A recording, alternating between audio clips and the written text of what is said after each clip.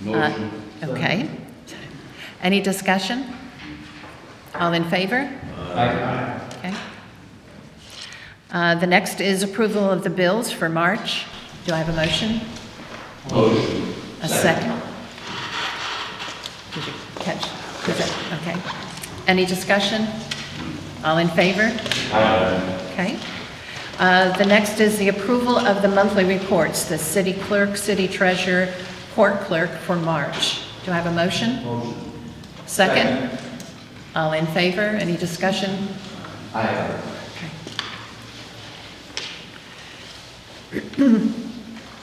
And the next is the local law number 3, tax cap override. Do I have a motion? Motion. Second? Second. Any discussion? We had the public hearing on this last month, and this is a tax cap override from the 2% base to the 6%. Anything? Okay, we need a roll call vote on this. Lyon, No. Schaefer, Yes. Dillon, Yes. Massey, Yes. Ruffing, Yes. Carter. Yeah. So we have five yeses, 1 no. Okay. Moving to the next is the resolution number 36, 2025 budget. Do I have a motion? Motion. Second. Okay. Any discussion from the council? Yes, I have a couple comments. Okay. So the main concerns that I have are more logistics based and kind of protocol. So before I'm comfortable voting on the budget, there's a couple things that I want addressed. Number one is on the resolution, the fourth whereas says that no changes were made to the tentative budget, which is the budget that was released on March 20th. So there has been changes since then, but I don't want to. Legally, and Nick can take this, we are allowed to make changes in the budget up to the hearing and even after the public hearing. That's right. not what the city charter reads. It's not spelled out in the city charter that I read. The city charter says that any changes from that March 20th date have to go through a resolution through council. I'm not aware of that either. Yeah. Because the state law, the municipal law would override that. Well, the state law comes into effect on places where the city charter is not explicit, but it is explicit there, that the tentative budget has to be released by March 20th, and any changes after that date have to go through a resolution to city council. You'll have to show me where that is in the charter. But also specifically, I'm talking about the line where it says in the resolution that no changes have been made, and that have been changes made. So I'm not comfortable voting on something that I know to be incorrect. Well, when we did the update, obviously changes were made. Yes. And this resolution says that no changes were made. That's what okay, I'm so saying. we need to correct that if that's the case.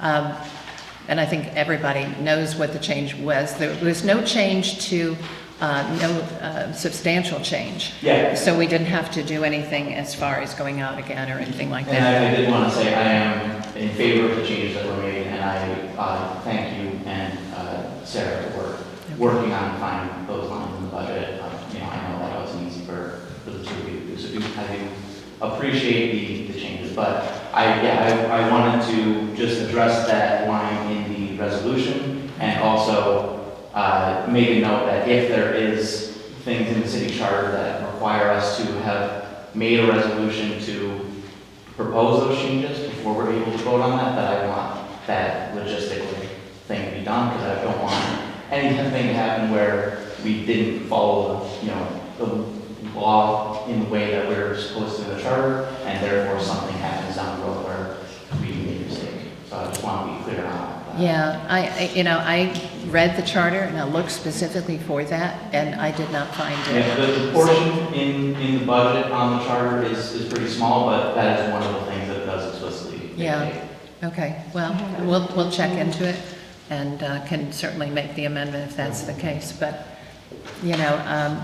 I think because it was such a small thing, we did not change the numbers at all. We rearranged the same budget, and you know, so in other words, it was a very small change, but we'll look at that and make that change. Is everybody comfortable? Did the Pardon? charter mention specifically what the resolution has to entail? Does it have to detail every single change in the tentative budget from one to the other? Do you have to have every number or every line item? Like I said, it's pretty vague. I don't have any copies of the I quite frankly think, I believe that Mr. Lyon is sitting there, and I quite frankly think it would have to be a material change, because if it is vague, and I trust your reading, I listen to you for that, and I don't mean that rudely, you seem to read things very carefully. I would have to interpret that, like most things in the law, when you have to interpret law, usually there's a reasonable standard, and here I would just have to say, due to the fact that it's vague and it's probably quite archaic, that was written quite a long time ago, because the mayor and I have reviewed various provisions that need to be updated. Right. Let me ask this question, because I really am not involved in the budget process. Were there any material changes? No. Were the numbers, any change that increased or decreased basically the bottom line? No. I know what you're saying. Yeah, it really just says, I think, something along the lines of any changes to the tentative budget have to go through It proposition. says changes to line items and other, it says it right there. Yeah. I think one of the lessons we can take away from this is similar to what somebody had already mentioned. Doing this ahead of time, getting this out earlier, making sure this is available. In questions like this, be brought up ahead of time rather than the night that we have to pass the budget. So I think this process needs to be looked at. Certainly it's a lesson for all of us. Yeah. When did you discover this, Tim? I pretty recently, Okay, did you have time to call me about it? I've been working pretty nonstop, so I All right. my schedule. So that, you know, no, I mean, everybody's eyes looking at things, that's good. I mean, there's no problem with that, but I did not read it in there, and so I went with, you know, municipal law and checked with Nick on it as well. So because it was such a small thing and it didn't change the numbers, if it changed the numbers, then I would think, yeah, you would really want to. Yeah, I don't know, the original intention of having that in it, I just know, Yeah. Okay. following the city charter, because, yeah. So what should we do? Seems to me that, the number of budgets that like Mark and I and a few of us have been going through, we've been changing these line items every year since the 20th of March and going forward. You know what I mean? And then just getting the final product and voting on it at the meeting. May I ask Mr. Schaefer a question? Yes, go ahead. What's the past practice? Right, exactly. How long have you been here, John? Yeah, for. I don't know. 10, 15 years. What's the past practice? That, we have changed these budgets from March 20th to the voting in April, and we've never had separate resolutions detailing the line items that we shifted money from at any given time. So Okay. I do have a solution that would at least satisfy my anxieties. 'Cause the biggest thing that I'm concerned about is that if in the eyes of the state we vote on the budget, it might divert to the previous budget because they might only recognize the old one. I don't know. Were you here during the other budgets that passed without following this procedure? I've never been aware of any changes after that. That's not the 28th. point that I asked. Yeah. You've been here more than this one budget. Yes. I don't think it's going to affect us. So, Okay. like I was saying though, from my understanding, this is my first year on finance committee, so I've never been intimately familiar with the budget as I have been this year. So I've never been aware of changes after that date until the vote. But what would make me feel better is if we, prior to this vote, pass a resolution to amend the budget to reflect the budget that you have created. If we can do that, I would be comfortable with going forward. How, we could, yeah, we So could to do just it early. adopt the tentative budget to reflect the new tentative budget that was released, I would be comfortable with going forward if we can do that. Just make that part of the minutes. Okay. Mayor, I've experienced, I've done much municipal law, you know that. Yeah, You can just make that part of the minutes with a written resolution filed. Okay. If you're comfortable. So, yeah, I'm comfortable with that. That's a I- good solution, if- thank if you. you- Do we want to vote I- on I- that, or do we need to? I will move to make a resolution to do that. You Okay. want to articulate the resolution? Because I think Yes, you had it so- pretty good. Yeah. So I would like to propose a resolution to the council that we amend the tentative budget to reflect the new tentative budget that was released from the one that was released on March 20th. Did you get that? To reflect the new Then I tentative poll. budget. Yep. Okay. Then do a poll. Yeah, That will be and the do I have a second. second on this? Do I have a second? Second. Okay. All in favor, any discussion before? Do we want a roll call on this? Let's do a roll call on Be this. safe. Lyon, Yes. Schaefer, Yes. Dillon, Massey, Yes. Ruffing, Yes. Carpenetti. I'm sorry, Carter. Okay. Thank you. And we had five yeses. Okay, so now, back to the budget. Six, we have six, okay.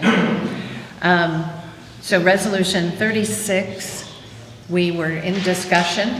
And so that was for that first part. I would like some, I don't know the legal language, but on that fourth whereas in the resolution, if we can reflect that. She's already I've made already it out. crossed it out.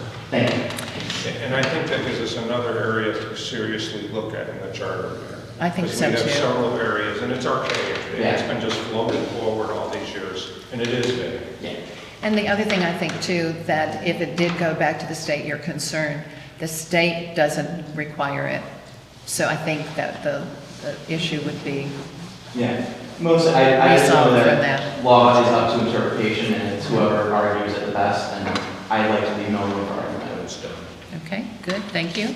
Any other discussion about the budget? I just want to add, if we don't pass the budget today, we cannot send out the tax bills. That's correct. Mayor, I'd like to just comment on it. Originally, in the March 20th budget, the vest and the pool was not included in that, and I appreciate all the work. I know a lot of people were very unhappy about that, and the work that was done and the sacrifice agreed to be made by the department to make that work fits everybody. So thank you for that work. Appreciate that.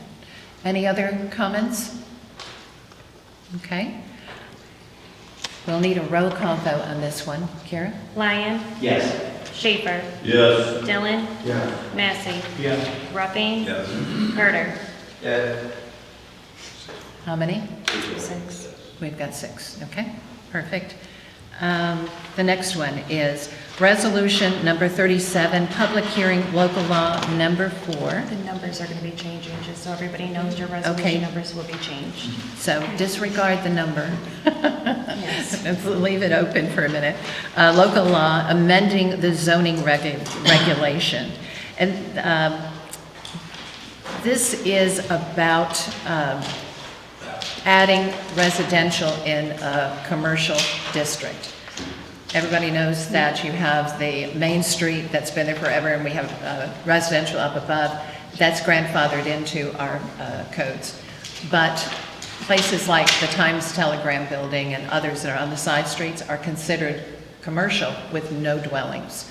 So we're looking at being able to allow, and this is planning, it went through planning board, their advice is to allow 2 residential apartments in these buildings, just so you know. Per So floor. do I have a motion? Per floor, 2 per floor. Yeah. This is for a public hearing. Oh, this is just, we're voting on this as a public hearing, not voting it Schedule. For in May its 6th entirety. at 6:45. So I need a motion for this. Motion. A second. Let's do a roll call. Can you just confirm when the public hearing will be? May 6th, 6:45. Thank you.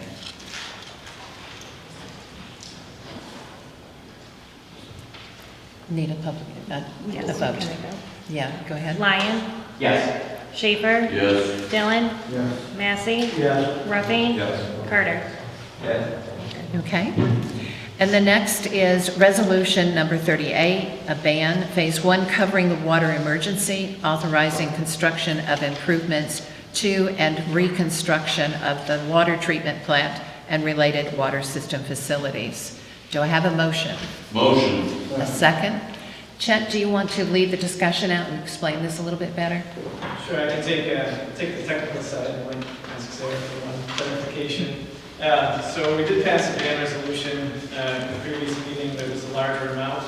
There was an issue with that resolution and the wording of that, and maybe Sarah can answer that. But this ban covers phase one. So we broke out that previous ban that we discussed last month into two sections. Can you use the mic, please? I don't know, does this work? It doesn't work. No. But can you, That's all. Chet, can you talk loudly? Loudly, sure. So this ban that we're discussing tonight is a portion of the one that was previously approved. This portion is immediate construction needs for the emergency water filtration issues that we're having. And this phase one, and we're looking at phase two as we move down the road towards the end of the year, probably December, maybe January. Phase one covers the immediate needs, as I said. Also, phase one generally covers the work that cannot be or will likely not be covered by grants because this work has to happen too fast for us to get those grant applications into the state or the feds. We do have some hope that maybe at the state or federal level we might get some of the memorandum spending might come our way to help us with these, but ultimately we're on our own. But these are necessary improvements to keep water flowing. So, any questions? So this resolution, the ban is just, it's not going to add any more to the original resolution, it's just breaking it down differently so that we have the detail that we need in it to describe. Correct, and maybe there should be a resolution rescinding the previous one, but we're not going to move forward on that ban through the Treasurer's office. So this is stepping backwards, splitting that original ban into two pots, immediate needs and things that are going to be needs that are still developing we don't have a clean scope on.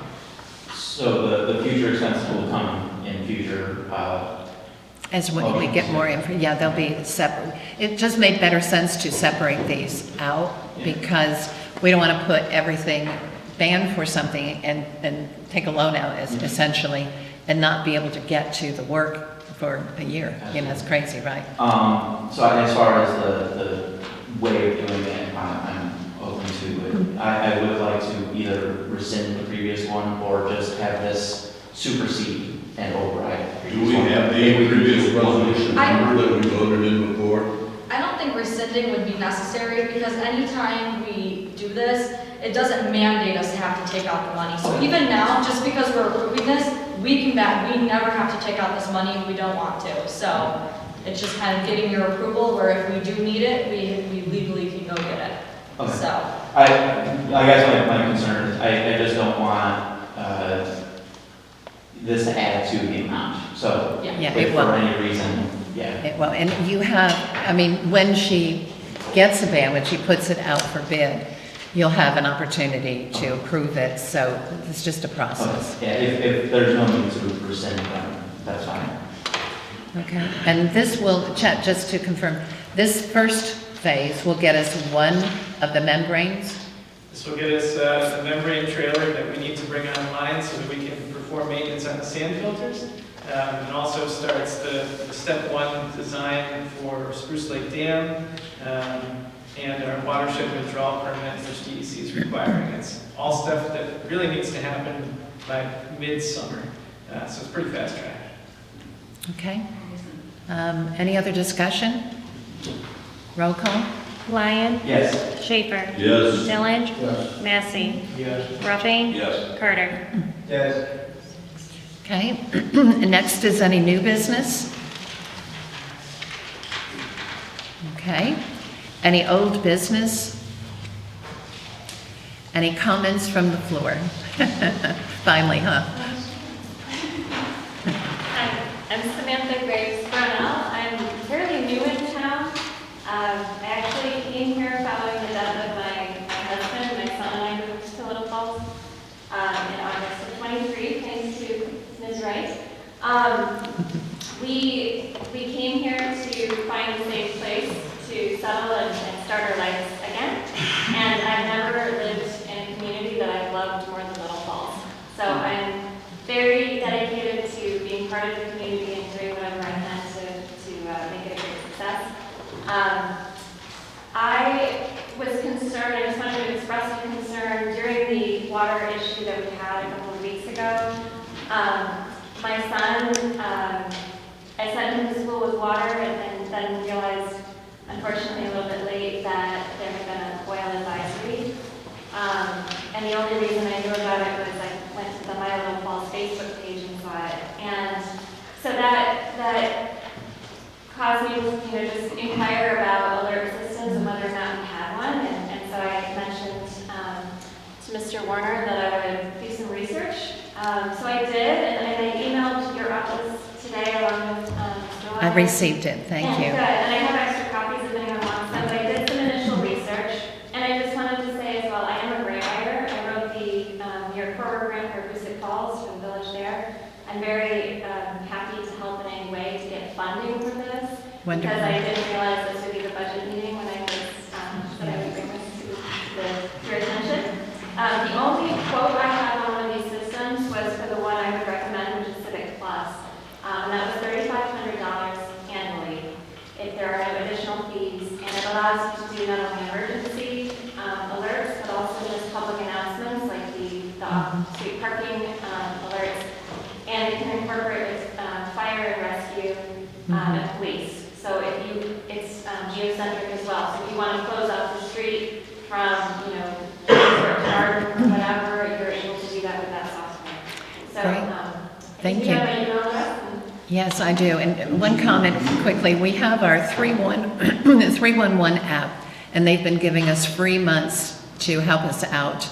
And so they do have a good notification. I'm eager to see how it compares.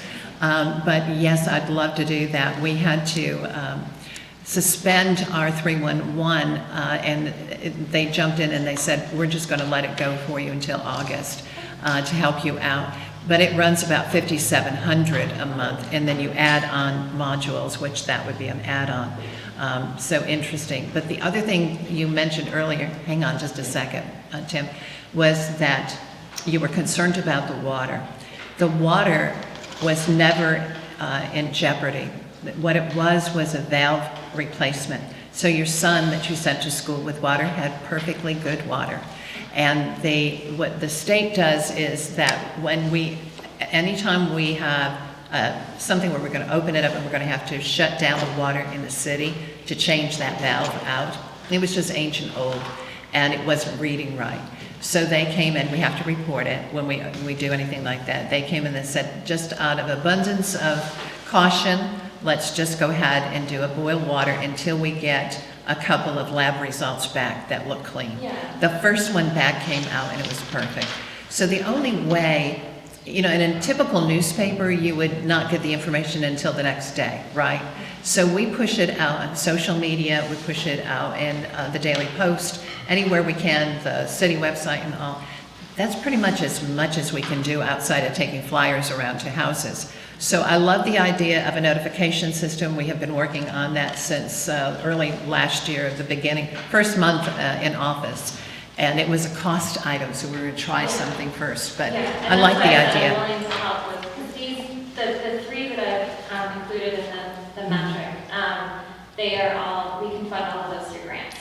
So that is an Excellent. option. And I volunteer my services if you need them. But also just the difference being these services, and I know I spoke with you about this, but these services don't require signups. These are, so that you basically use your tax data. The geofencing. Download a CSV, upload it to the system, and then you have all of your contact information that you can then send alerts to via phone, via text, or email. Yeah, that'll be interesting. I'd have to see from a legal perspective that whether we'd be even able to do that, to upload into a system, because citizen privacy and things like that. Municipalities use it all over New York, so Yeah. it is legal. Okay, I'll take a look. I'm eager to look into it. But, yeah. You were saying that geofencing, I have a technical question. that you could push it out to anybody within the geofenced area? Yeah, so it's That- geocentric. Okay, so according to the companies I've checked for the 311, they said that is illegal unless people have opted in. You can't send them text messages unless they've opted in. The national, like the Amber Alert thing that everybody gets, or severe weather, that's different. That's coming from a national state, but municipalities really don't have that right. So we had tried about 4 years ago a text messaging system where a company was giving us free access to it, and we had less than 100 people. I pushed it out for months and Well, months. I asked that question, the company Yeah. gave me an answer that's different from what you're giving me. Right. So we would need to, I guess, find out. Yeah. Yeah. I mean, the one that we're using now for the 311s, they gave a legal, because I said, that would be great if you could geofence Little Falls, we know where the boundaries are. Yeah. And if we had an emergency, snow emergency, we could send it to everybody's cell Right. phone. They said, oh, no. So, One thing we are getting for the snow bans and things like that, emergency water, whatever, the Rotary Club is donating an electric sign so we can put different things out on it. So if nothing else, at least we'll have that as you're driving around, you might notice it. But it's a work in progress. I appreciate your work on this.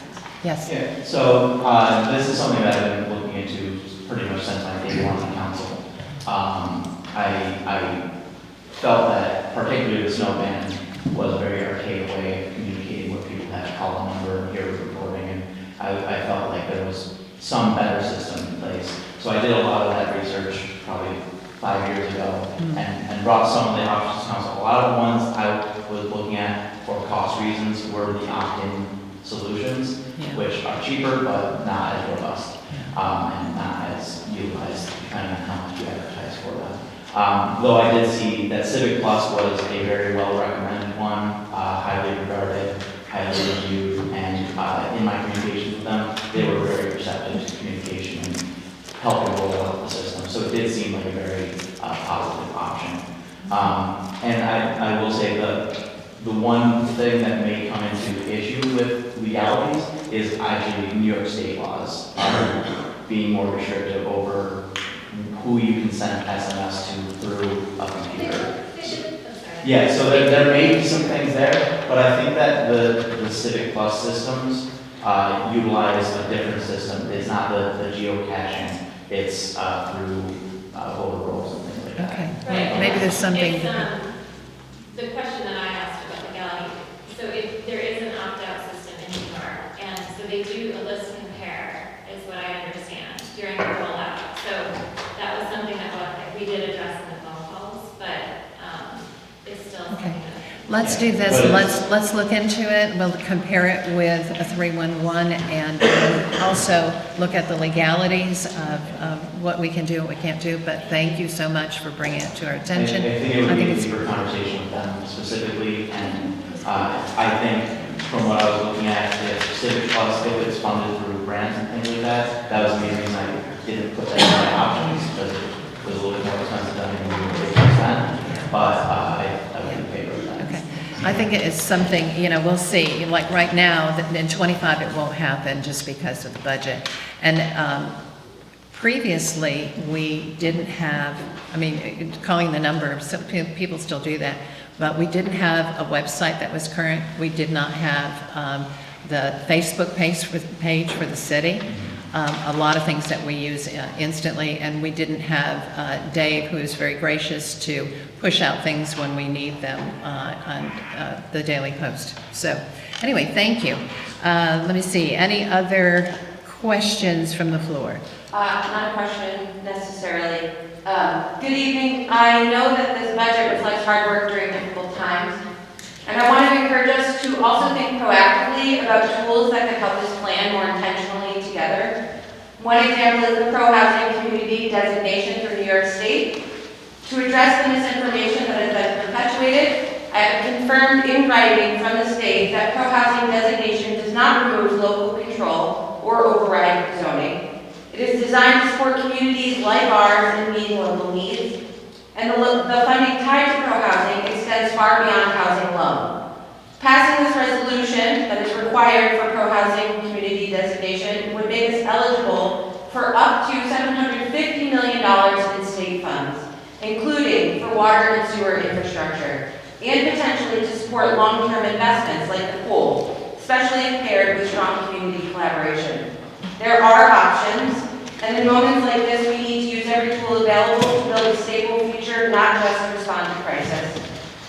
I would like to personally, along with others, invite the mayor, her husband, common council, and residents of the city of Little Falls to attend a community town hall on April 26th at 2 p.m. to continue the conversation about how we work proactively and collaboratively towards the future of our city. Thank you. Okay, I'll look at the date in the calendar and see if that's possible. As you well know, I'm always eager to talk to different groups. I have an opposing position on pro-housing after 3 years of research, and so we have. I don't want to debate it here. I don't want to debate it here. You have engaged, respectfully, you have engaged in back and forth quite a bit this entire meeting. This is open comments, so just take, you made your point. Thank you. But we'll get back to you if it's something that we can do. Yes, go ahead. Where's the community meeting? The Elks. Okay. It's 2 p.m. So I want to speak tonight really quickly just about ethics and the ethical standards upheld by our elected officials. Integrity, honesty, respect, and accountability are not just ideals. They are essential qualities for effective leadership, particularly at the city level. Ethics are fundamental for maintaining public trust and ensuring responsible governance. Integrity and honesty mean being truthful and transparent in all dealings and adhering to strong moral principles. Accountability is taking responsibility for one's actions and decisions and being held accountable for them. Fairness means treating all citizens and stakeholders equitably and impartially regardless of their status or influence. I raise these points tonight because as an observer of this body, I've witnessed the negative impact of ethical failures. As someone who attends or watches meetings, communicates with city council members, and stays informed on the activities in the city, I've seen numerous conflicts of interest and, unfortunately, unethical decisions or actions. And these are not just abstract issues, they are real problems that directly affect the community. When personal interests take precedence over the public good, when transparency is lacking, or when harmful behaviors are tolerated, the foundation of trust in our city government begins to erode. And once that trust is gone, it is incredibly difficult to rebuild. How we get our information matters. How we are included in decision-making matters, and how we are negatively affected when decisions are made behind closed doors and proceedings that actually do violate open meeting laws matters. We must insist on the highest ethical standards from those who serve us. We need officials who act with integrity, who are honest in their dealings, who are accountable for their actions, and who treat everyone fairly. Without this, we risk not only the functionality of our local government, but also the unity and well-being of our community as a whole.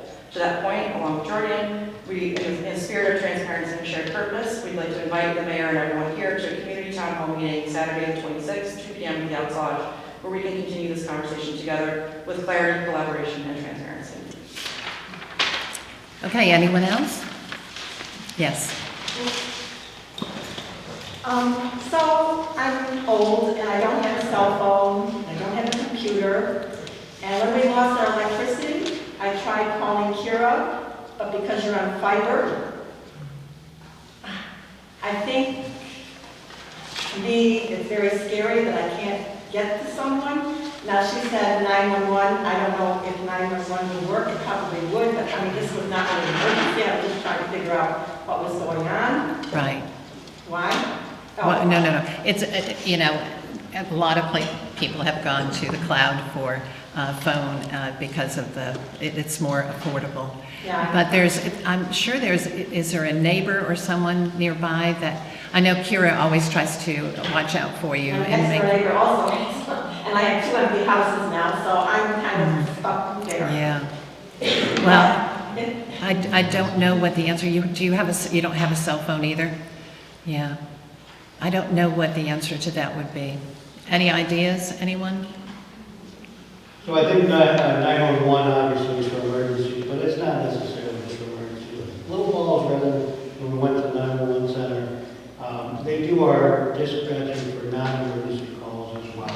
You get the same people, they answer 911, what's your emergency? Something like that, if you're trying to get a hold of, I'm not a proponent of calling them if you're going to try to get a hold of DPW or something, but something like where you're explaining your concern and you're I wouldn't say scared, but you're concerned about what's going on, I think that would definitely be appropriate to call that. They can have an officer or somebody come up or contact you, somebody will be able to. Thank you. Anything else? Okay.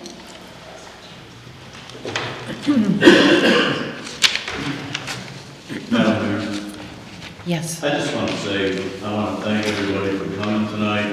The input and the comments are fabulous. Like we say, we've been doing these budget public hearings for quite a few years, and we just don't get very many people interested at all in it. I'm so happy to see a lot of interest in it. I'm telling everybody to call me, talk, let's get it out on the front, let's get it transparent as possible.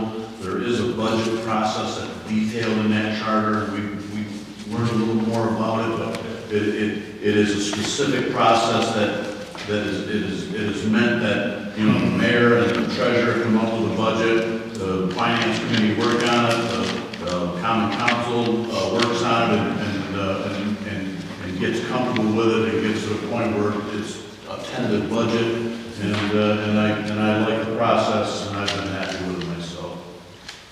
Great, thank you. Just looking for my mayor comments. Do you have them in anything? Stand by. I have my mayor comments I wanted to share with you.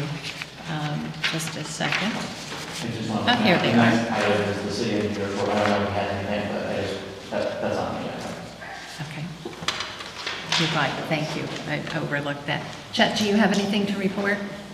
Sure, I can talk briefly about, so water system improvements are top priority. We talked a little bit about that in the ban, citywide water pressure issues that we had this past month.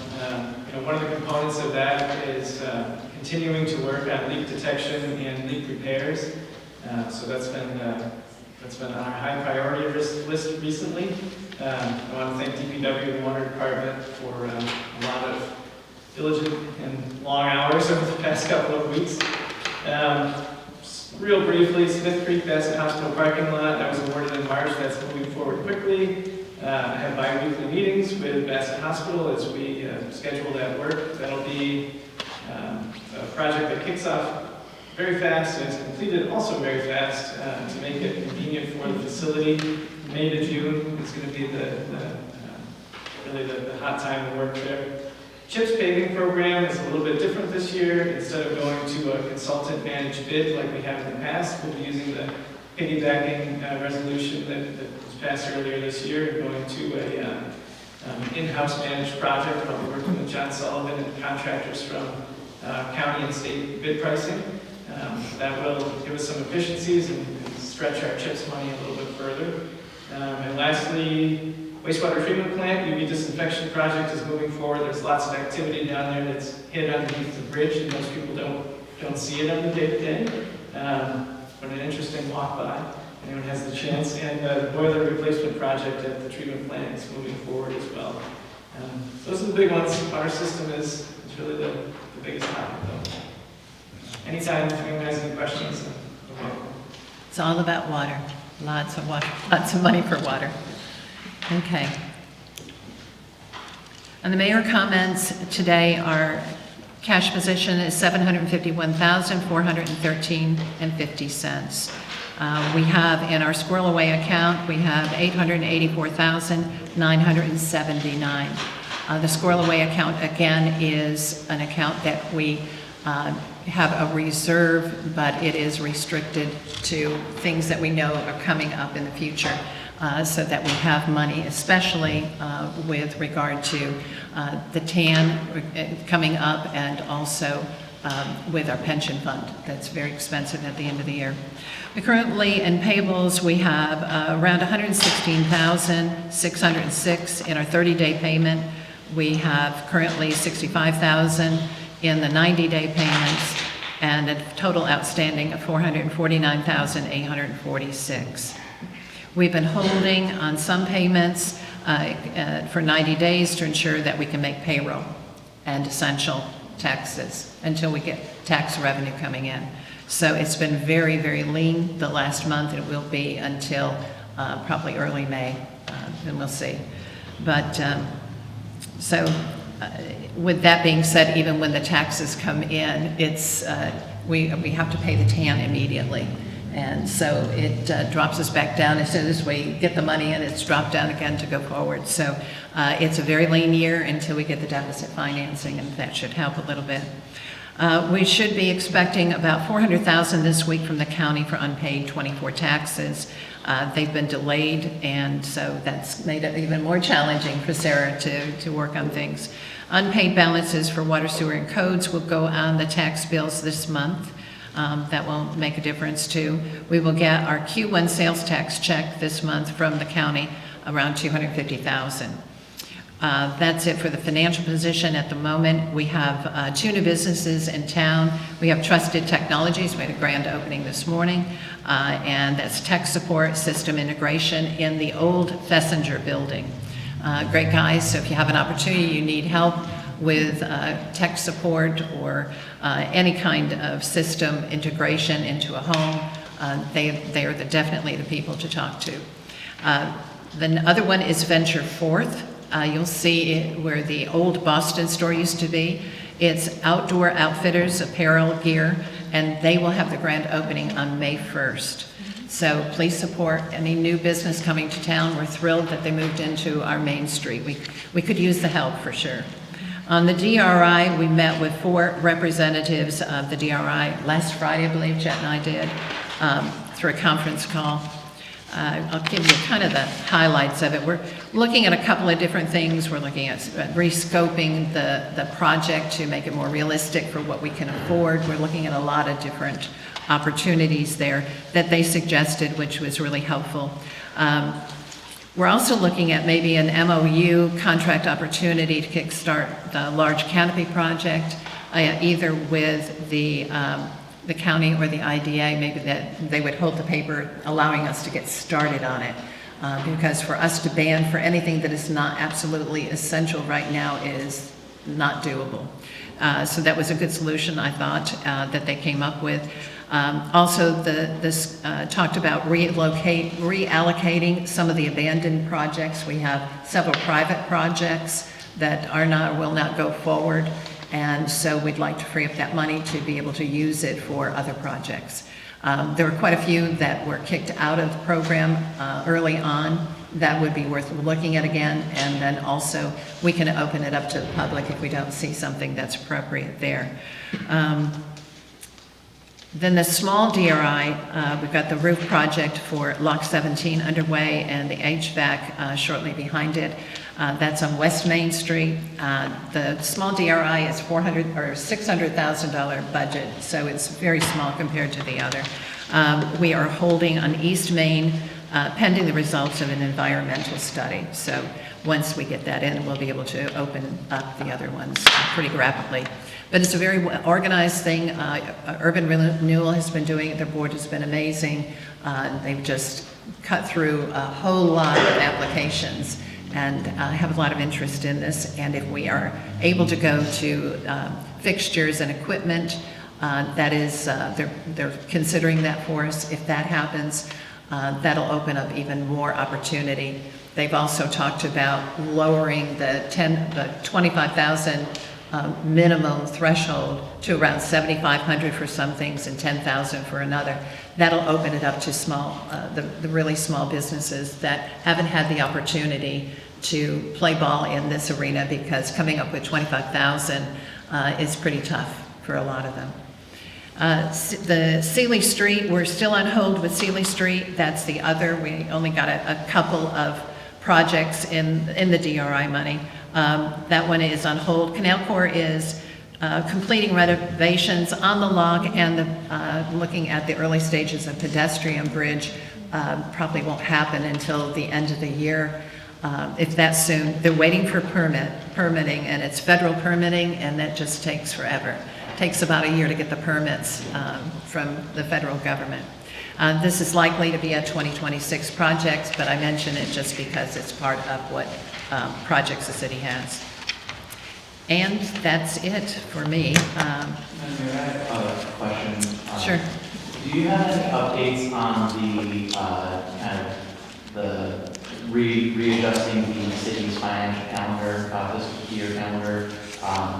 any updates on that process? Our accounting firm, Bonadeo, worked with us on this, and they said because of what you're going through with for deficit financing and all that's going on this year, it makes better sense to do that as a 25-26 fiscal year. So we're on it. It's all in the 3-year projections that we just got from them, and so it'll happen next year. Okay, so the referendum for that we voted for will probably be next year then? Yes, the way it's looking right now. Okay. Any other comments? Okay. Do I have a motion to adjourn? Motion. Second. All in favor? Thanks, everyone.